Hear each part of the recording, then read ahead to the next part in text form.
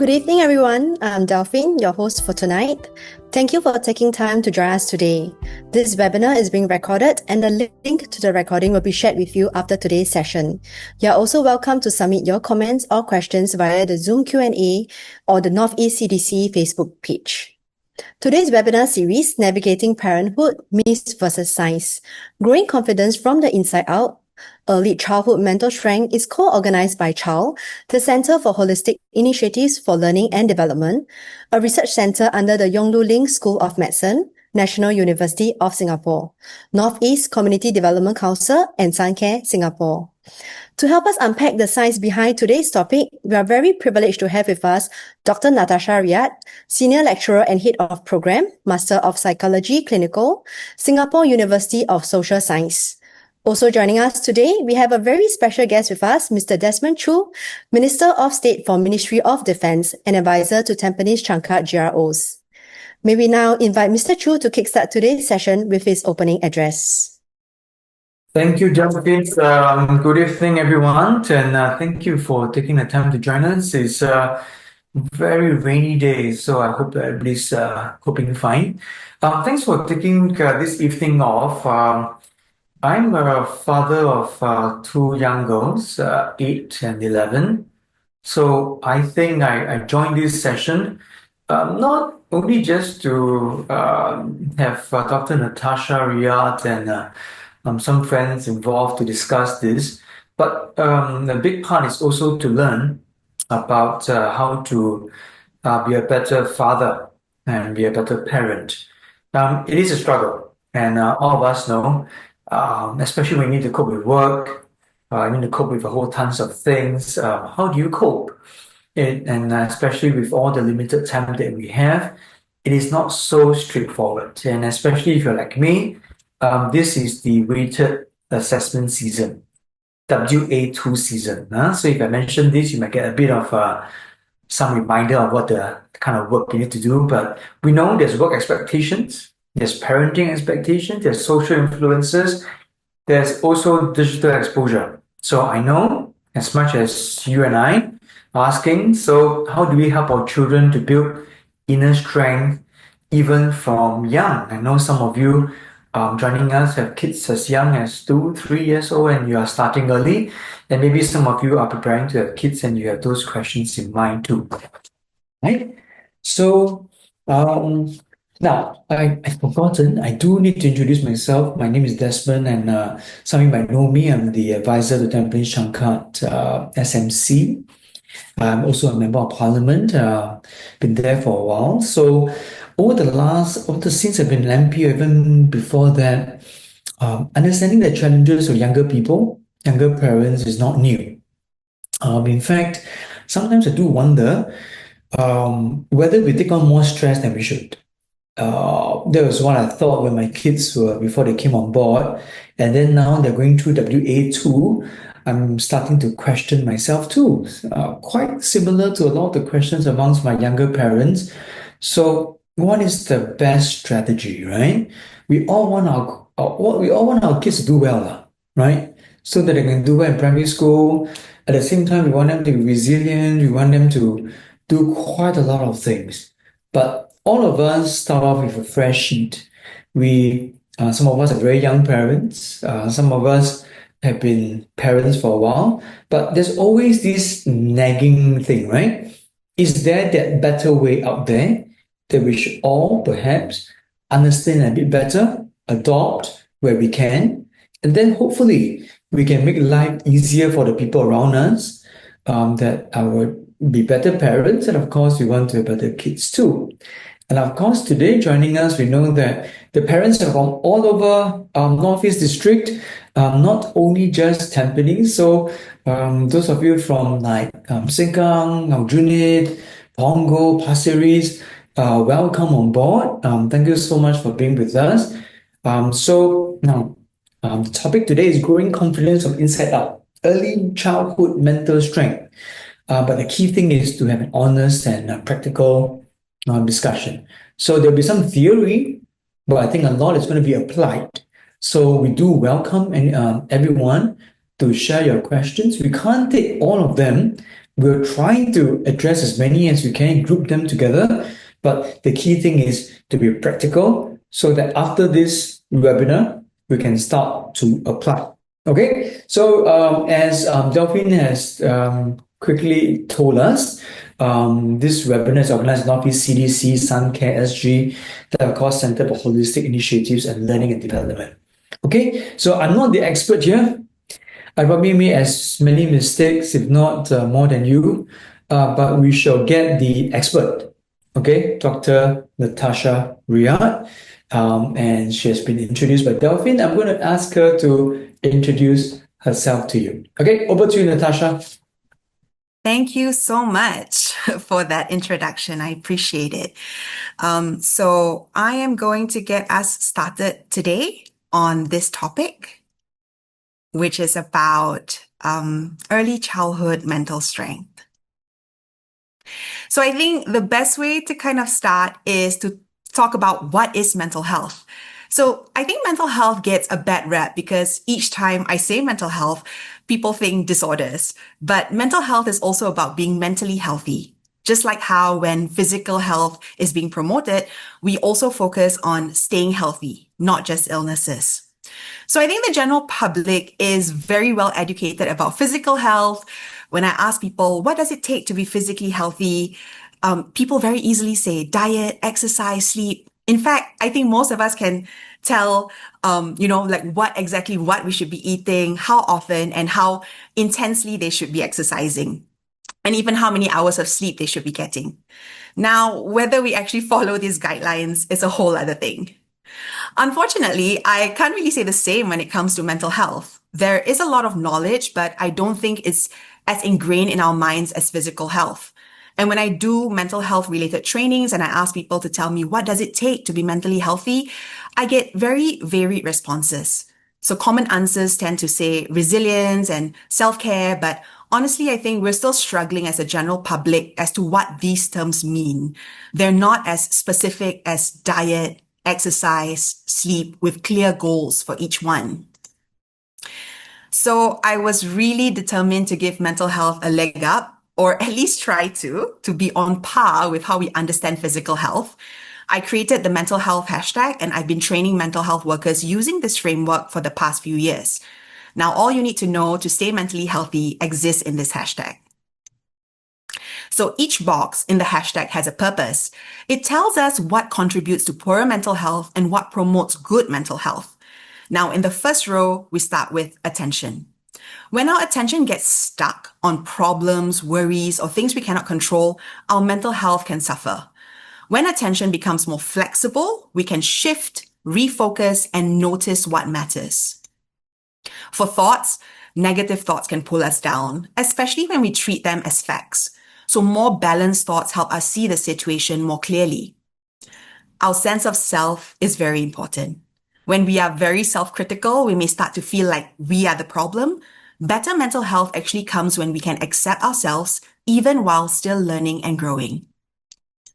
In the second row, we have emotions. When we avoid emotions or become overwhelmed by them, they tend to become harder to manage. When we are open to emotions and learn to regulate them, they become signals we can work with.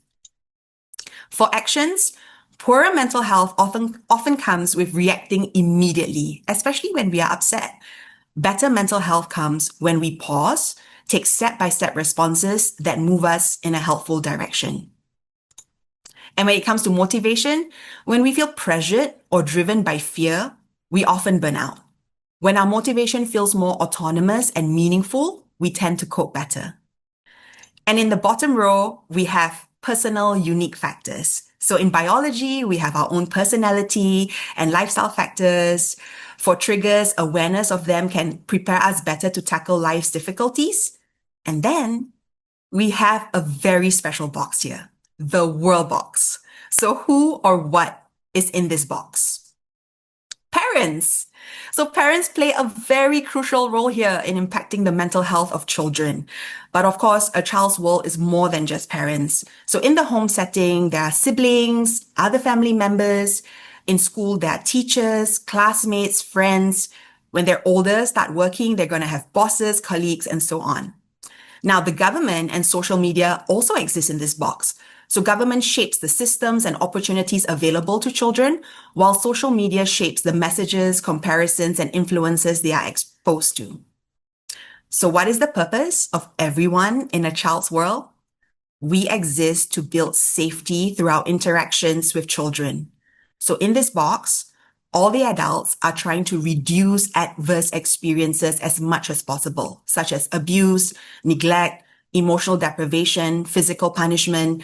And we're also trying to enhance feelings of safety in our children so that they can confidently explore their world.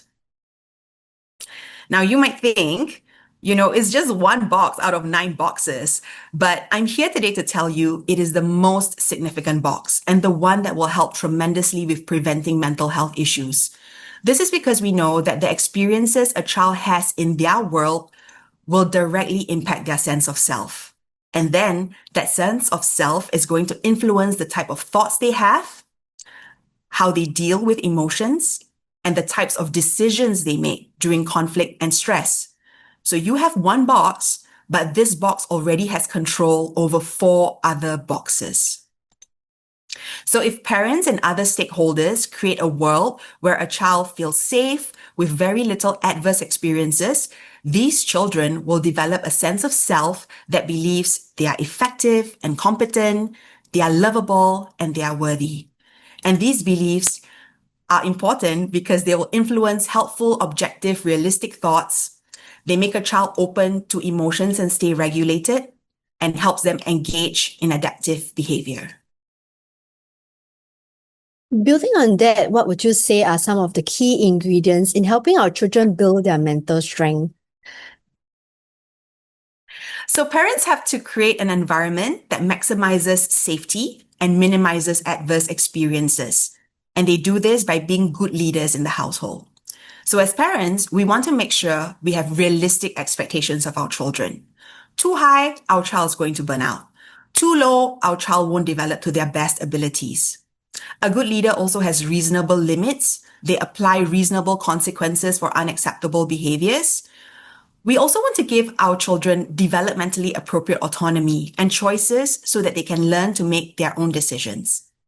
And very importantly, we need to accept our children unconditionally. We might not always accept their behavior, but we will accept them for who they are. So these parenting behaviors balance acceptance and limits, which help build safety and trust. In particular, epistemic trust. This is the type of trust that is required for learning to take place.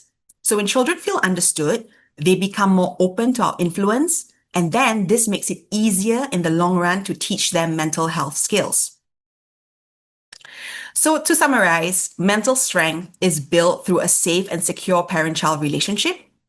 People often think mental strength is built through skills, which is not untrue. But at the baby years, preschool, and primary school stages, parents are building a strong foundation first, the secure base. So skills need a solid foundation to grow and stand on. So I think as with any relationship, we have to get to know our partner, or I guess in this case, our child. Yeah, I agree that actually building mental strength isn't about a single technique, but it's about creating these safe and supportive relationships and environments for the children. And at the same time, every child is wired very differently, and there's really no one-size-fits-all approach.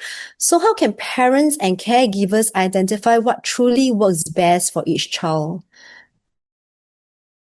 I recommend finding out more about your child's temperament. So temperament is innate. It's biologically based. I like to call it the personality lucky draw. It's like opening a Kinder Egg surprise. You just don't know what's inside.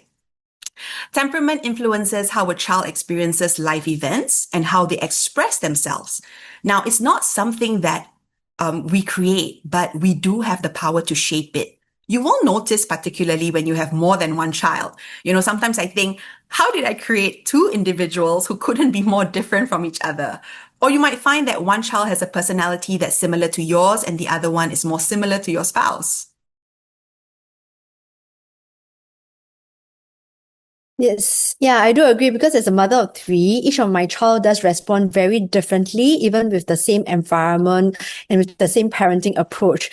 So how do parents and caregivers learn to adapt and then adjust our approach based on each child's temperament? Yep.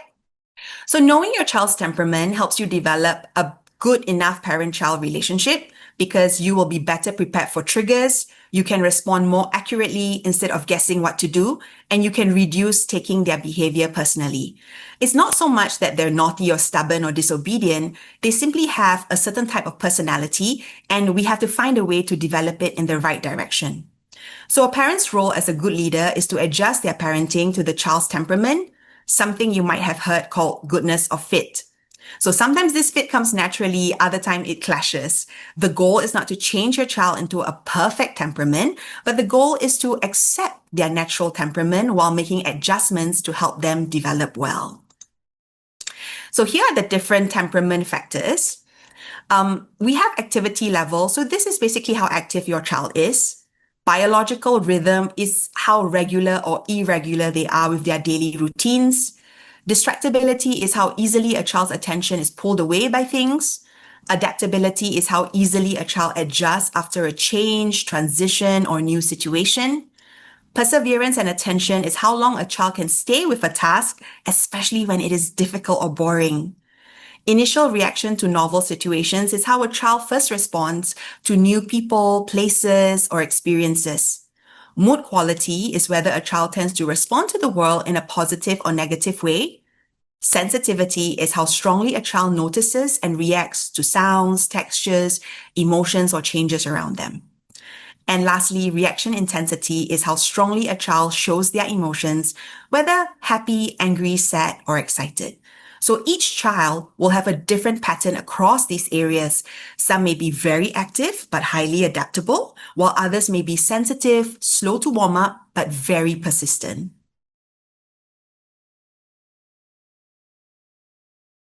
Sure. These examples really show how the children isn't about changing who they are, but understanding how they are wired and how we respond in ways that help them grow and manage their emotions better. So my next question is, how can parents and caregivers support self-regulations? So I think before that, what we want to do is match to our child's temperament. So how we can do this is first we'll rate our child's temperament. Well, rate your own child's temperament and then your own as well, so that you're aware of any similarities or differences.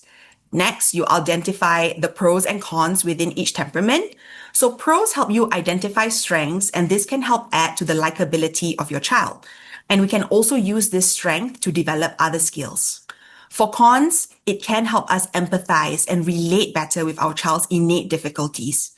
If you have a child that reacts intensely to every small thing, as much as it can be very hard to manage, it's also not enjoyable for your child. And if we identify these cons, we can help them develop in these areas to their natural limit. And finally, we're going to identify adjustments that we can make to strengthen our relationship with our child. So I'll go through some examples. Let's start with initial reaction to novel situations. So the question you want to answer here is, how do you and your child initially react to new experiences? So if you look to the left, for children who tend to withdraw, maybe at a birthday party, they stay close to the parent. In a new class, they remain quiet for days or weeks before speaking. When meeting new people, they avoid eye contact or they hide behind you. And to the right, children who are more to the approach side, perhaps at the playground, they immediately join other children without hesitation. When meeting strangers, they are quick to interact. When introduced to a new activity, they jump right in.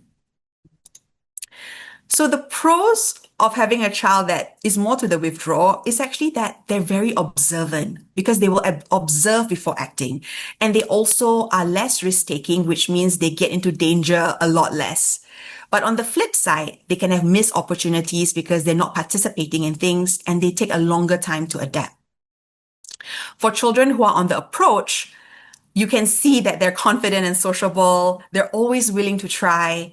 But on the other side, they might overlook risk. They tend to be slightly impulsive. They might even dominate social experiences or have poor boundaries.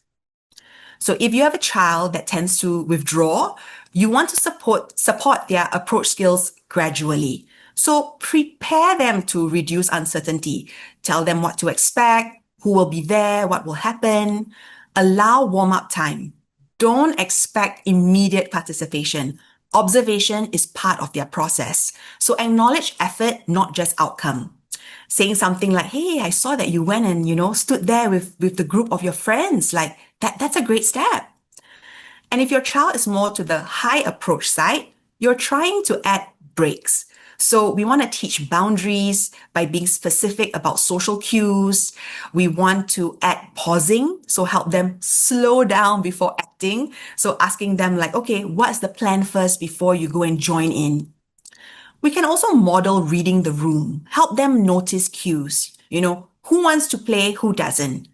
And after experiences, make time for reflection. Talk through what went well and what didn't.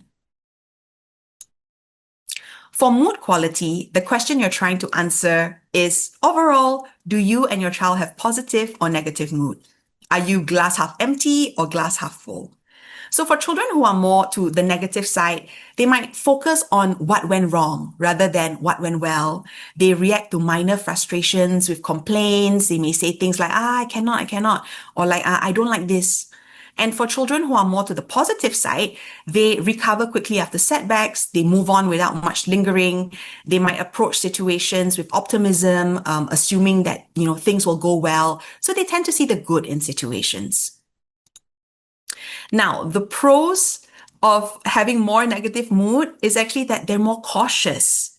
They will also notice problems early, and they tend to be highly reflective. Versus to the con, they might get lower enjoyment out of activities. They may feel drained by social interactions. They are prone to irritability, and they do have a risk of developing negative thinking patterns.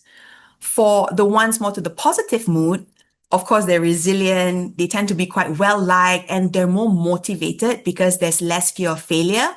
But on the other side, they can underestimate challenges, gloss over problems, and sometimes they might be perceived as less serious or less disciplined, even when that's not true. So for negative mood quality, the goal is to support balance, acknowledge their point of view. I can see this feels frustrating, rather than dismissing their experience. Shift their attention to the good aspects. Gently guide them to notice what is working, not just what isn't. But at the same time, do not go in with toxic positivity. Constant correction or positive thinking is going to backfire with these children. Now, for the highly positive mood quality, honestly, my automatic response here is almost like, just leave them alone, let them be very good already. But the truth is, we often take these children for granted because they seem so easy. And then we might reduce our guidance when actually they're still young and they need it. So the aim here is to build a realistic mindset without killing joy. So build persistence by helping them stick with tasks even when they stop having fun. Teach realistic appraisals. So you want to balance optimism with preparation for if things go wrong. Also make space for negative emotions like disappointment and frustration, and normalize these feelings for them. My final example is reaction intensity. So here, the question is, how much energy do you and your child use to express positive and negative emotions? So a child to the milder side, they might show minimal visible reaction to disappointment or even praise. They appear calm even when most children might be upset in certain situations. And parents may struggle to actually know what is my child feeling. For a child who expresses reaction more intensely, a small disappointment, just like bringing the wrong snack to school or losing a game, can lead to a full meltdown. So anger escalates quickly into shouting, crying, or throwing things. And when they're upset, it's really hard for anyone to calm them down, even when we try to help them so much. So the pros and cons of the milder children is that they're quite calm and steady. They handle stress well. They're easier to manage. But for the cons, emotions tend to be internalized. They keep it to themselves. So parents might miss signs. Children might appear indifferent when actually they are bothered and they may not seek help. For the intense ones, there are pros. They have a deep emotional capacity. They are very passionate. And in fact, that intensity actually supports their drive. They are highly motivated. But on the other side, of course, they escalate quickly. They're difficult to regulate, especially once they explode, and relationships can feel quite strained with them. So for children with the milder intensity reactions, help support their expression. Model emotional language so that they have more words to describe how they feel. Invite them to share. So don't assume that no reaction means no emotions. Watch for subtle cues because small shifts in their behavior may signal some underlying emotion. And for these children, try and check in more proactively on how they're feeling because they might not always come to you when something is wrong. For children who react more intensely, something I do want to reinforce is that we shouldn't confuse high reaction intensity with bad behavior. We want to focus on realizing that our child is born with this temperament, but through our guidance, they can and they will adapt. So the first step in teaching regulation and recovery is that we ourselves need to be regulated.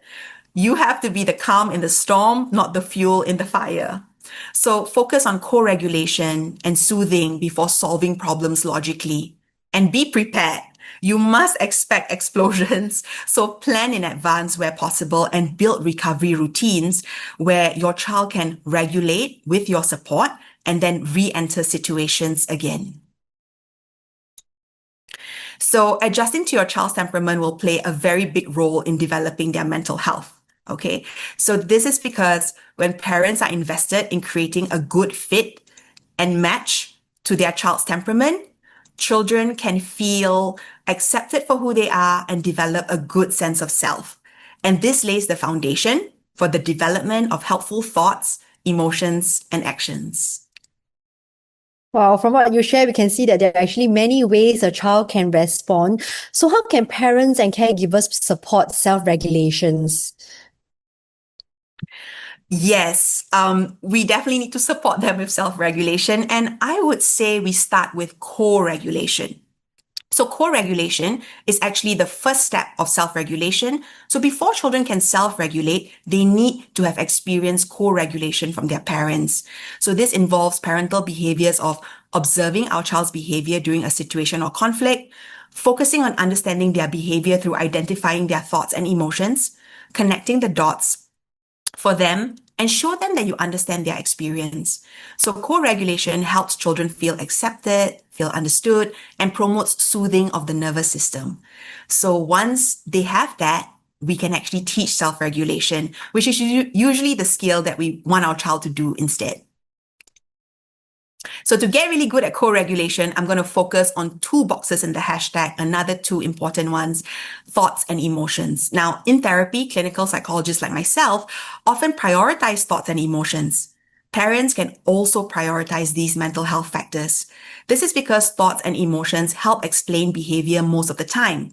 So the role of the parent here is to be a detective and be curious. During conflicts, we might see a behavior, judge it immediately, and then as parents, we just lay down the law and give consequences. But when it comes to building mental strength in children, it actually requires a parent to see a behavior, be curious about their child's thoughts and emotions, and then use this information to guide their next steps. So here are some things that parents need to know about thoughts. So firstly, everyone has them. I have them, you have them, your children definitely have a lot of them. And most of the time, they are generated automatically. This means it is okay for a child to have any thought that they have. They are allowed the right to their own thoughts. All thoughts are acceptable, but not all behaviors are. So I'll give you an example. If your child comes to you, shares their thoughts with you in confidence, no matter how unpleasant, like I think a common one is, I wish I didn't have a sibling. Hear them out. So they're allowed to have these thoughts and the space to share them with you. Now, if they go on and tell their sibling, I wish you were never born, then that is a behavior that you can work on. So what we want to do is separate thoughts from the actual behavior.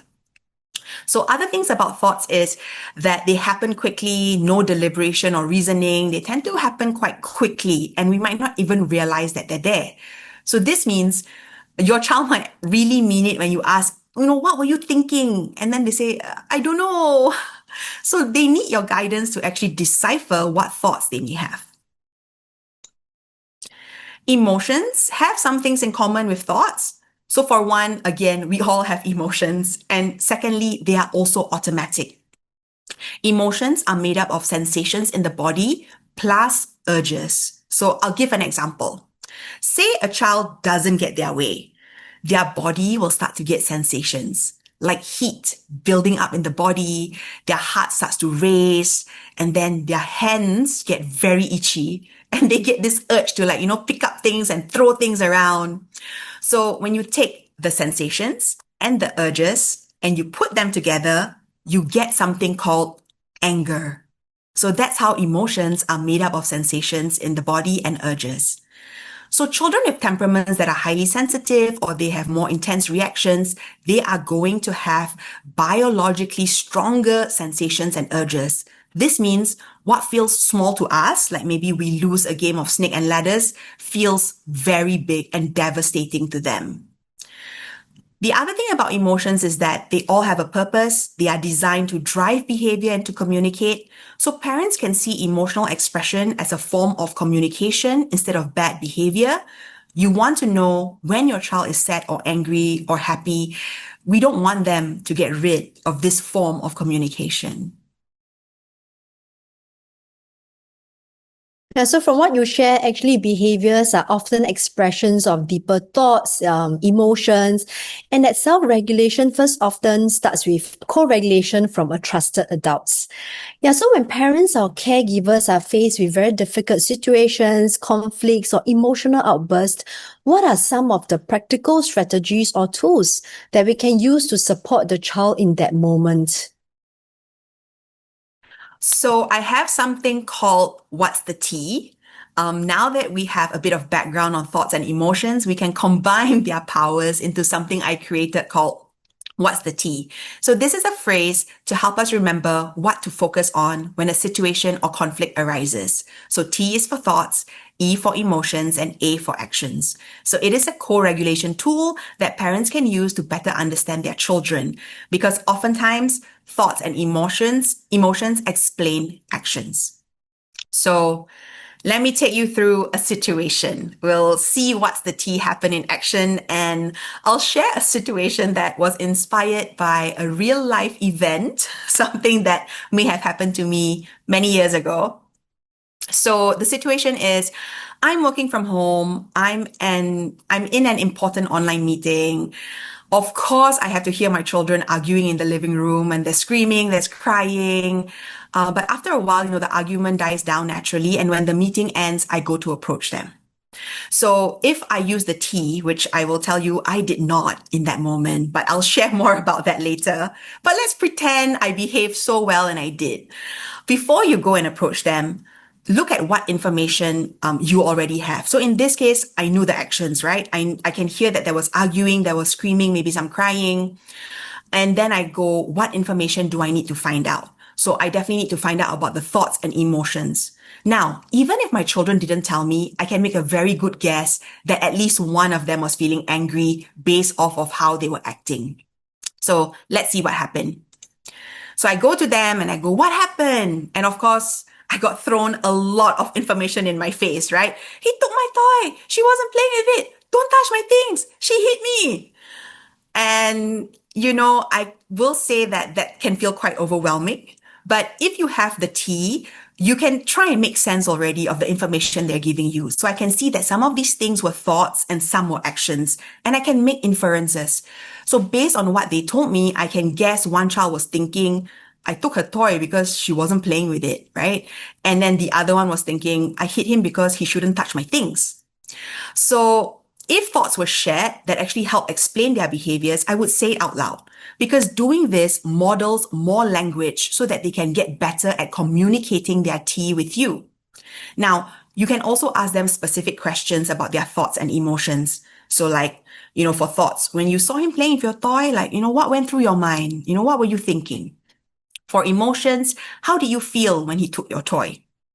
How do you know you were angry? Now, your child actually might say something like, I don't know lah, I'm just angry lah. And you could say something like, okay, maybe your body felt hot. Maybe your hands want to do things it shouldn't, or your mouth wants to say things that it shouldn't. So this brings awareness of sensations and urges that they feel in their body.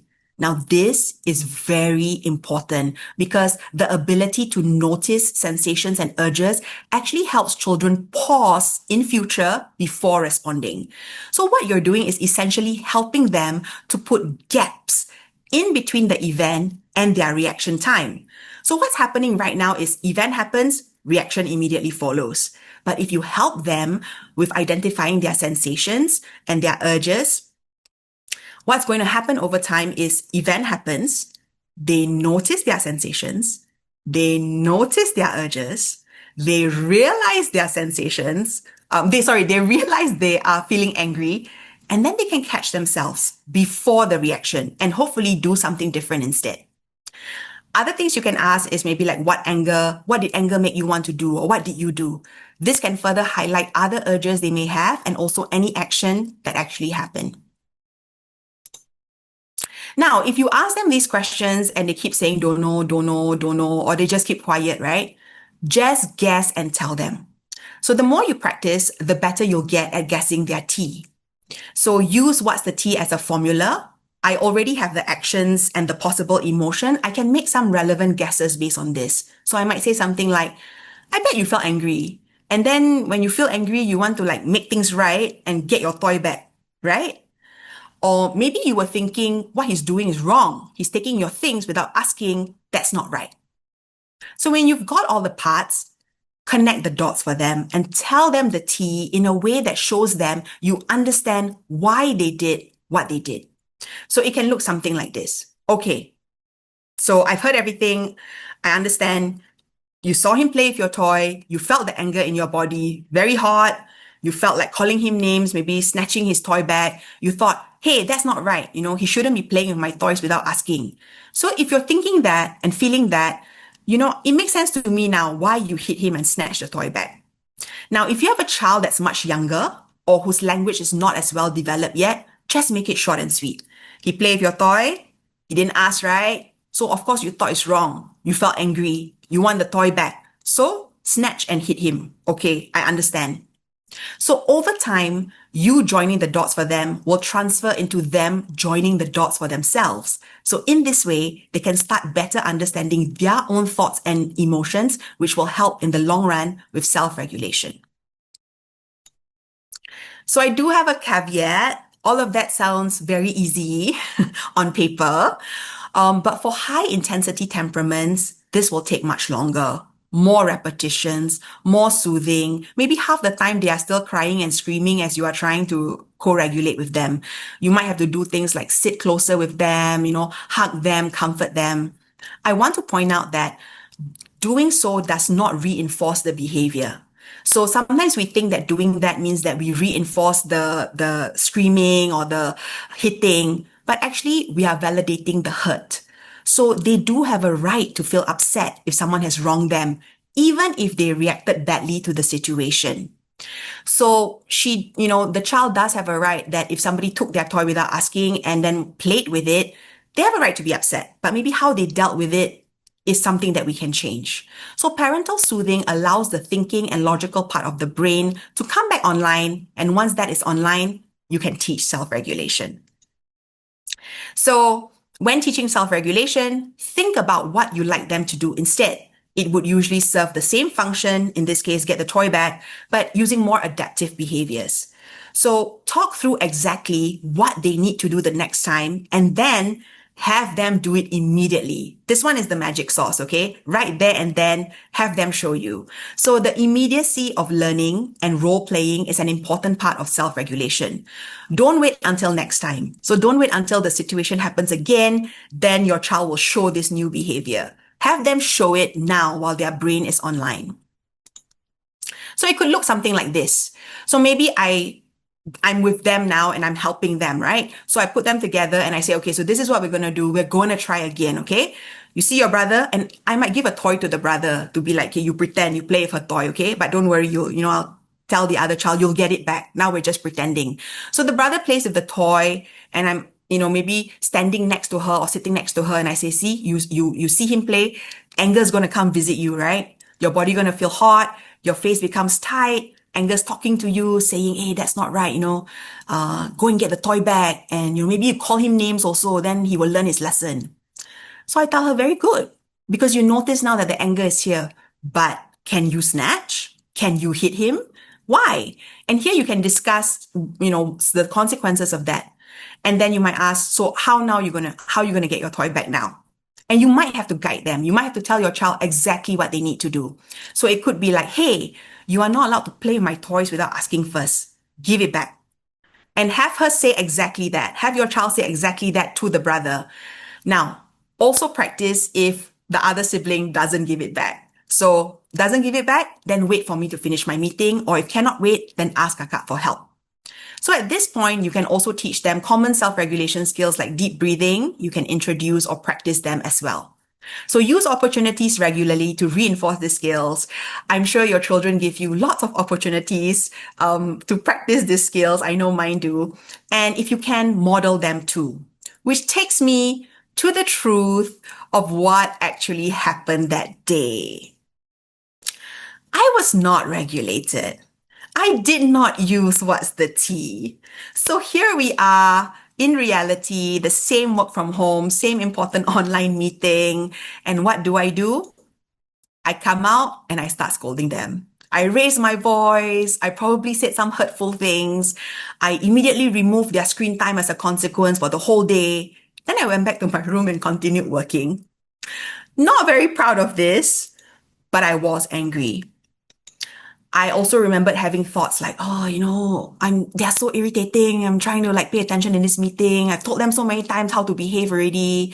In fact, I told them before my meeting not to fight. And now I have to pay attention to this meeting and then also hear them fighting and I can't even fix it, right? So I felt very overwhelmed. I felt like, this is so hard. And I'm sure I'm not alone in this. Because parents, it's normal for us to lose our cool. It will happen. So this is why we also need to know what our own T is, what we're thinking and feeling in that moment, because it will also influence our actions. Which is why we do need to learn how to make sure that if we misbehave, we should create opportunities for repair. So when your thinking brain comes back online, go back and do things differently. Try and create helpful thoughts.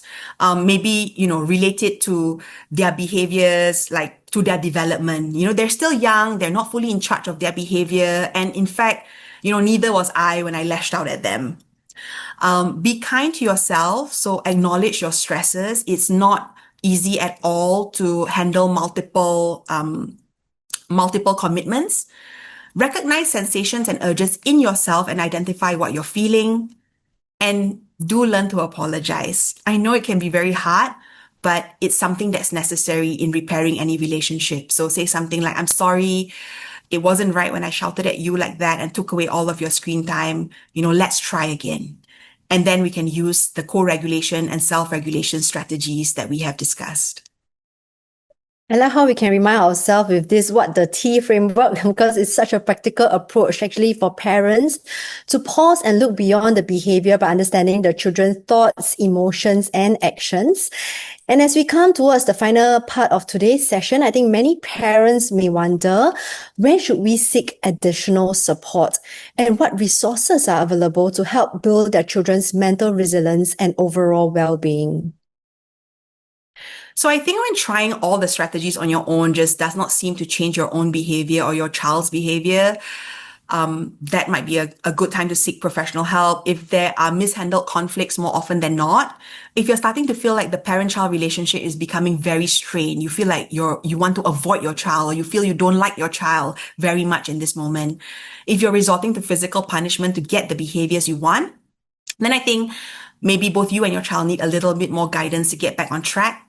Now, the parenting journey is lifelong. I am very lucky that I don't need to do it alone. So I hope that many parents out there also don't have to do it alone. I'll end off with some resources and we'll leave them up there so people can take pictures or use the QR code. Thank you, Dr. Natasha, for this very informative sharing. And now to the Q&A part. We have actually received quite a number of questions, both online and during the pre-registrations. But if you have any additional questions, please feel free to type them in this chat box, and then we'll try our best to answer as much questions as time may allow. And Mr. Chu, as advisors to Tampines Changkat GROs, I believe you have the opportunity to interact very closely with many families and caregivers in the community. Perhaps before you select the first questions, could you share some of the common challenges you notice parents face today when it comes to supporting their children's mental well-being? I think something resonated with me very strongly, which is that, all of us have our own work stresses, right? And then especially when you have calls and then they start appearing, and it is okay if you are having a good call, but when things get a bit tense and they start to kind of disturb you, and then you get your emotions get better of yourself, right? Now I have a personal question, right, for this. So what would you do to set the boundaries, get them to abide by the boundaries, to respect those boundaries, and say, okay, there are certain things that you can have some fun, but when it comes to serious things, you got to be on your best behavior.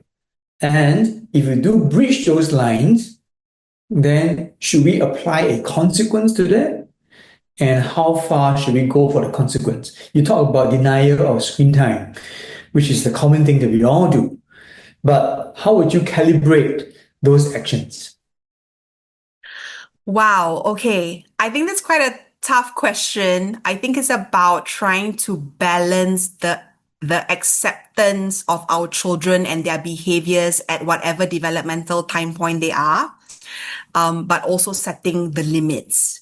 So I think that is the balance that we're trying to do as parents, where we want to use the T and understand where our children are coming from. And then the other thing we want to do with the T is, I think you mentioned something like we feel stress, right? So when we feel stress, actually that responsibility is on us to calm ourselves down first.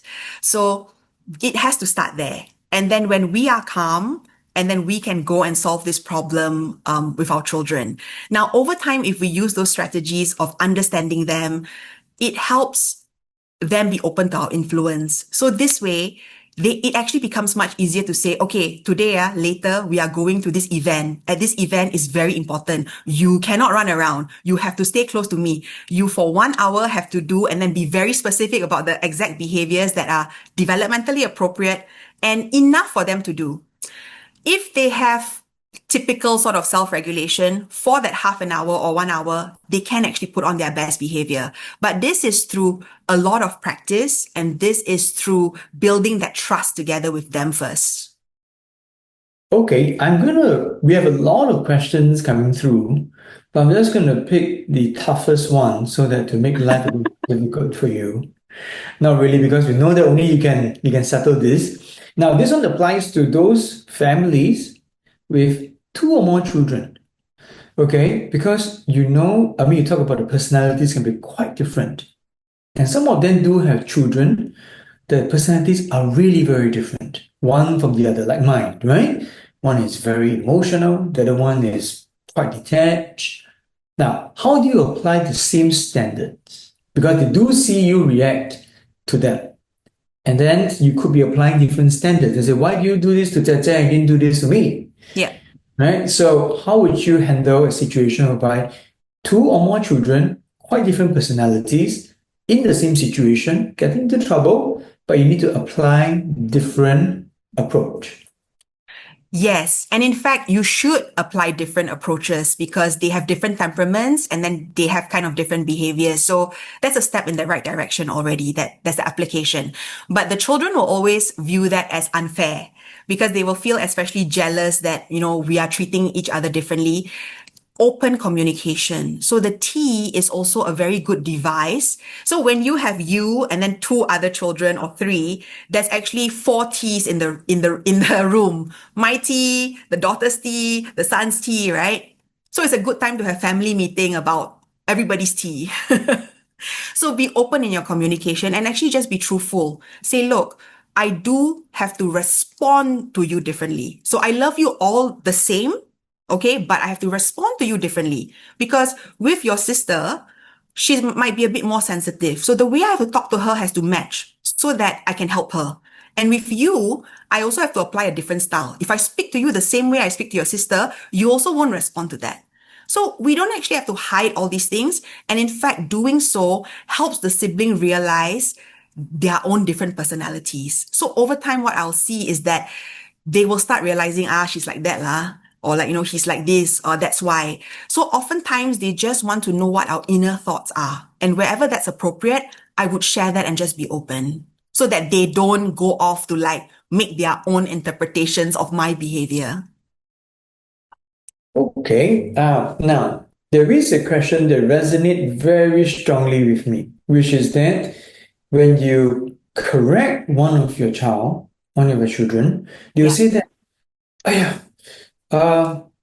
my father thinks I'm useless. He doesn't love me anymore because I couldn't do this. And then they go into this spiral. So everything is linked to you not loving them. Because you point out a mistake, because sometimes you're a bit harder, and then they go into this downward spiral, and it goes into this thing we call meltdown. Yeah. So how are you going to deal with it? I think first, I would, because I know that they need co-regulation, I have to stay regulated. I might actually reflect on my own behavior.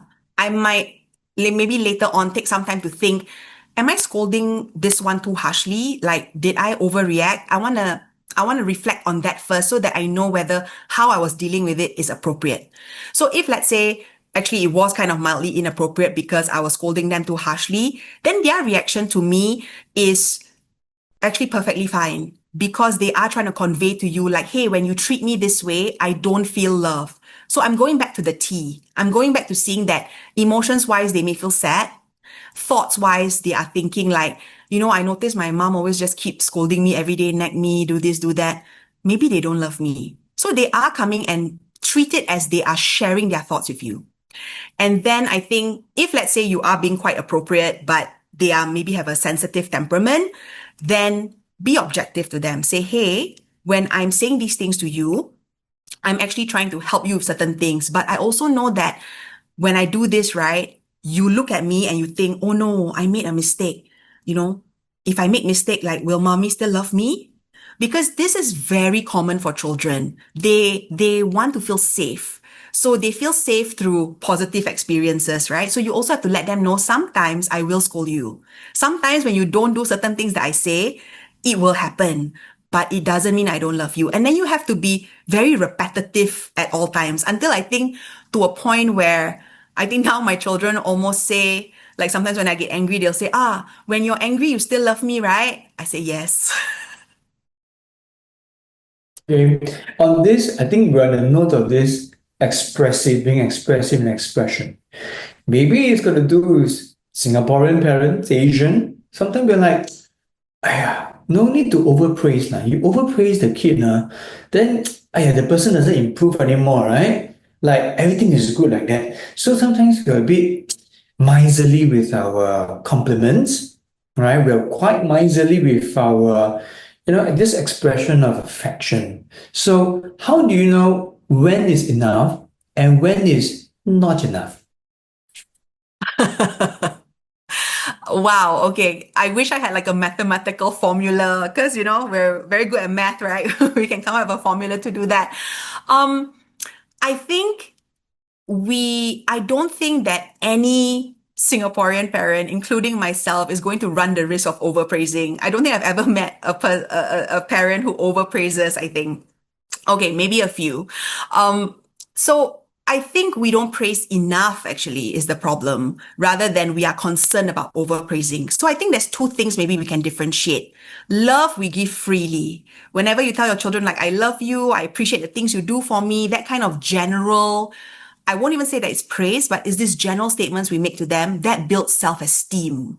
So it's like that, I love you no matter what, self-esteem.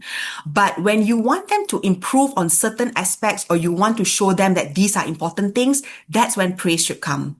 Hey, and you focus, I think, more on the behavior that you're seeing rather than linking it to some kind of personality. So not saying that, wow, like, maybe focusing on behavior could be, hey, I really liked it when you remembered to switch off the toilet light just now. Really, thank you. Keep doing that. And I think I had to do that for a few years before one of my children even remember how to off the toilet light after they come out from the toilet. So I think two things. Be very effusive when it comes to the love and the affection, and that no matter what, I'm here to support you always. I defend you always.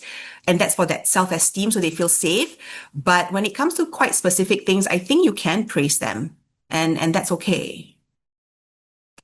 Okay, I'm going to go to something quite current.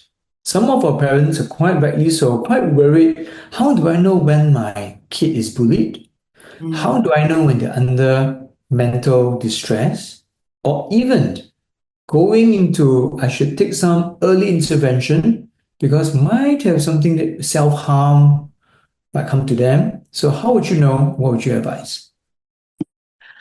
I think that's why laying the early foundation is very important. All those skills that I talked about in my presentation are all the things that set up your child coming to you and saying, some kid pushed me or this person did that. I would say actually my advice to receiving that information for myself and actually most parents, but you almost need to fight the instinct to want to protect your child immediately. So I tell this to parents who ask me this question, which is when your child goes to school, it's like they are going to their office. So you know, just like how I cannot show up to your office and then start talking to your boss without permission, we want to have that same mindset. So when they go to school, it's like they go to their office. So ask them permission to say, hey, you're sharing this with me. Can I like help you in any way? So I think making it open, they can come and talk to you and try not to immediately react, but give them time to do it is going to be very important. Okay, we're talking about resilience, right? And resilience does mean you need to put them through some form of struggle. Meaning that sometimes when they struggle through the homework, when do you know when to intervene? And when you're going to step aside and say that, okay, if you don't want to study, your spelling gets zero. If you get zero, right, you kena from the teacher, right? Best for you, okay? So when do we let them go through this so that they get it from the teachers, knowing the consequence? And when do you step in to say, no, before you get into this, I should intervene so you don't get into trouble? What is the correct balance for resilience? I'm going to make up an arbitrary figure here. I want to say like 80 to 90% support. So support them, help them get to where they need to be and do it frequently. But I think when you come to the point where they need to feel what it is, do it also with support. So I think say exactly what you said, but maybe something along the lines of, okay, I've tried my best. I can see that you're still not learning your spelling. So tomorrow when you go, prepare them. When the teacher starts saying all those words, you might not know how to spell. And then when you get 2, 3, 0 out of 10, your teacher may scold you. Now, when you come back, I will listen to you. I will say, there, poor thing. But I will also discuss with you, do you want this to continue or not? And then help them again. Okay, one of the frequent things is about, we know that friends matter a lot to them, especially get a bit older. How do you know when they're hanging around the wrong crowd? And what are you going to do when you suspect that some of their friends might not be the best influence on them? And what would you do? Hopefully, if we've laid all the groundwork, that will come much easier because they will come to you and they will be the ones telling you, hey, I found out actually that my friend, like, he started smoking or something like that. So they will come and share with you. So I think putting all those nice parent-child relationship skills to work is going to help in that manner. And again, when they come to you, do not betray them at first. Really be open and listen to them. Because if they tell you something and you immediately react or you go and call the teacher or you report things, they will never share anything with you again. So think of it as a long runway and continue to use what's the T. Ask them what they are thinking, what they are feeling, and what they intend to do, and have ongoing open communication. I think as we are coming to the end of the session, I think we need to take the last question, Mr. Chu. Okay, and I think this one is probably some of the parents will have it, vulnerabilities. Now, as parents, for many years, we are like the Superman, Superwoman. But we all know we all have bad days, we all have bad periods, we all might at some point have trouble with our jobs, and we're going to feel lousy, and we're going to have bad times. When should we be vulnerable in front of our children? Will they be mature enough to understand? And how do you think that we can manage our own vulnerabilities to build better relationship with our children? Yep, I think for this one, as much as possible, this should stay between adults when it's details of things. Like if we're going to talk about like work stresses in detail, such that it shows that we are very sad or sharing very personal things, I would refrain from that, from sharing explicit details with our children. But you can be general, and you should. So you might come back from work and say, hey guys, today I'm going to be quite dysregulated. I had a very long day and then had terrible feedback from my boss that I need to go and think about and deal with. So I might not be as patient with you today. I think that you can share, and then they'll know, okay, mommy's looking a bit like maybe slightly angry or sad, but it's nothing to do with us. And we know that she can handle it. We just need to, give her less of a tough time tonight. Yeah. Thank you once again, Mr. Chu and Dr. Natasha, for joining us tonight. We have come to the end of today's webinar. So to all our participants online, we appreciate you joining us today and hope you have gained useful insights. And before we wrap things off, please take a few minutes to fill in the feedback form to help us improve on future webinars. And with that, we wish you a wonderful weekend. Thank you and good night.